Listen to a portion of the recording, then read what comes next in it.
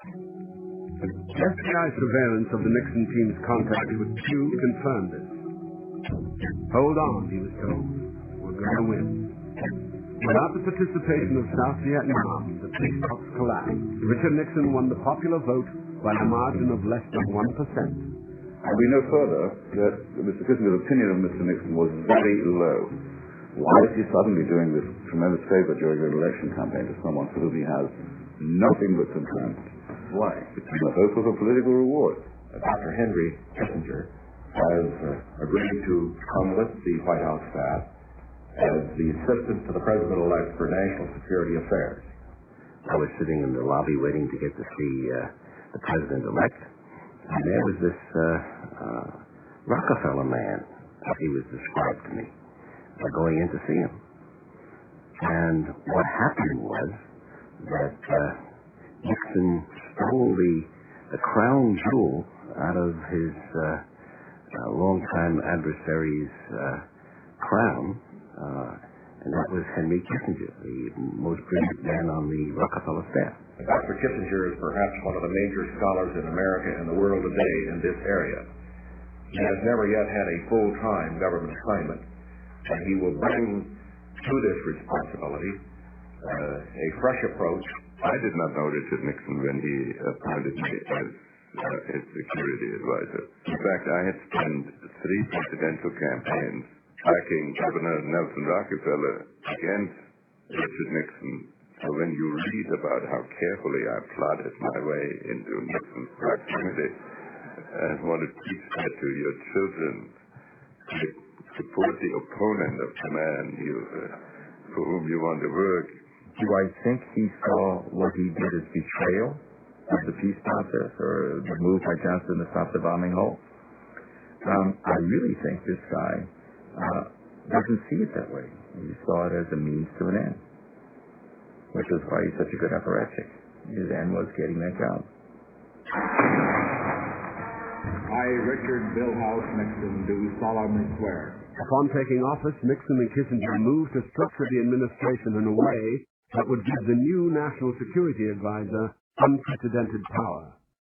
Dr. Kissinger is setting up at the present time a very exciting new procedure to revitalize the National Security Council.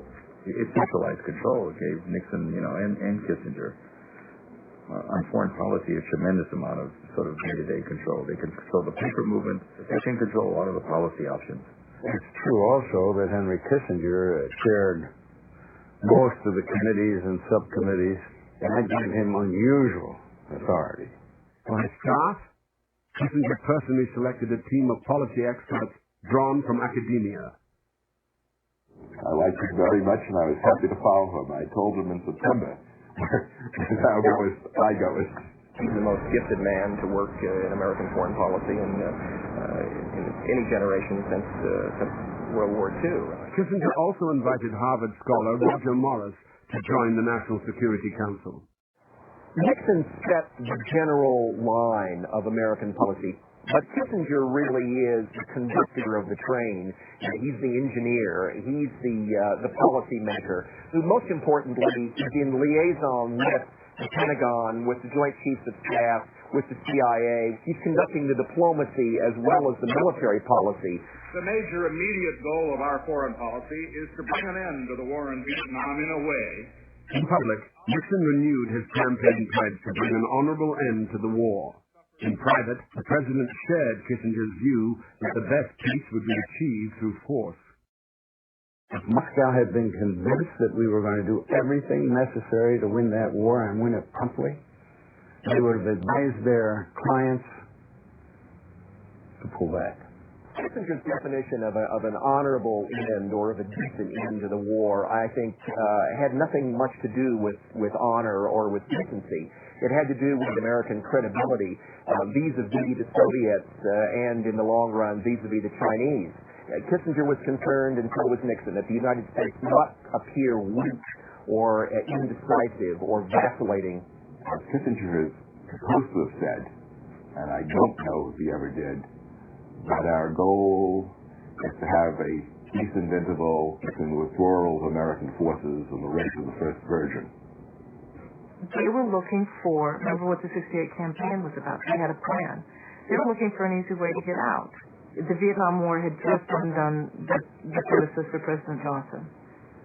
It's hard for you to understand what a huge burden this was on these people. In order to achieve peace with honor, Nixon and Kissinger wanted to show Hanoi that the new president would use extreme force to prosecute the war, that he was capable of anything. It was an idea called the madman theory.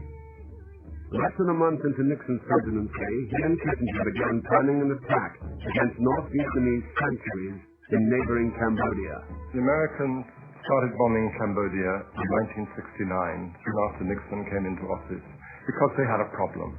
The problem was that whole areas of eastern Cambodia, which was in theory a neutral country, not on the side of the North Vietnamese or the South Vietnamese, whole areas of the country had been taken over by the North Vietnamese communists, and they were using them as staging areas and bases for their attacks on the South Vietnamese armies in South Vietnam and on the American army in South Vietnam. Cambodia, Thailand, they were going to overrun the whole peninsula. This became one of the greatness of the Vietnam War, was that the key to success was getting rid of the Vietnamese communist bases on the Cambodian side of the border.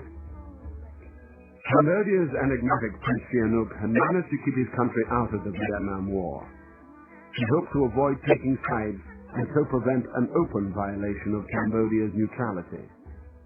This led to all sorts of problems, because taking the war secretly into a neutral country meant you had to destroy the actual records or to conceal them very effectively, to lie, in fact.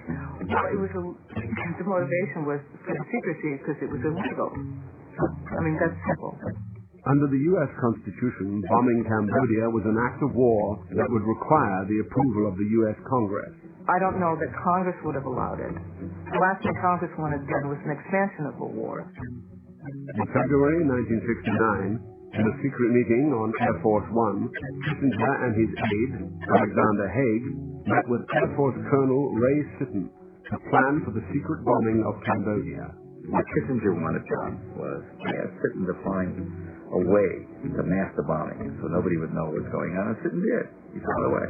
The initial secret bombing of Cambodia in 1969 was called Operation Menu, and each of the targets were different, supposed to be different North Vietnamese bases in Cambodia, and they were called after names of meals: breakfast, lunch, dinner, snack.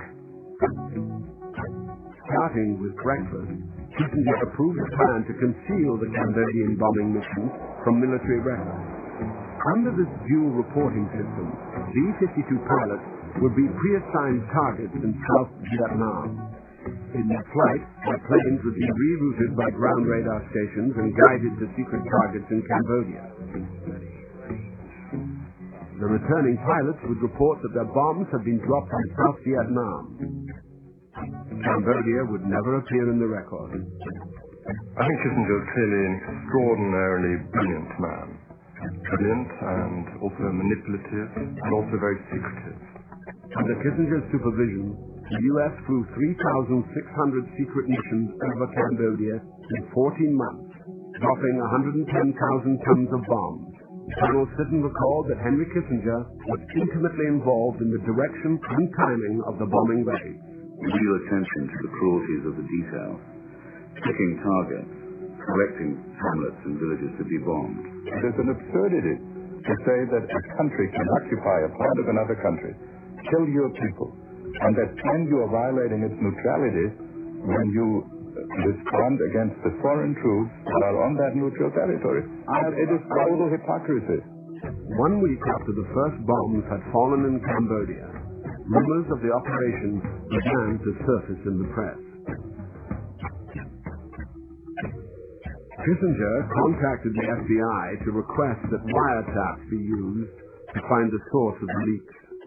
He wiretapped American journalists with whom he had supposedly friendly and close relations. It legitimized me. There I was, a reporter, writer, commentator for the New York Times, and everybody felt a little creepy about, here's this Nixon apologist writing for the Times. But then when it turned out that I was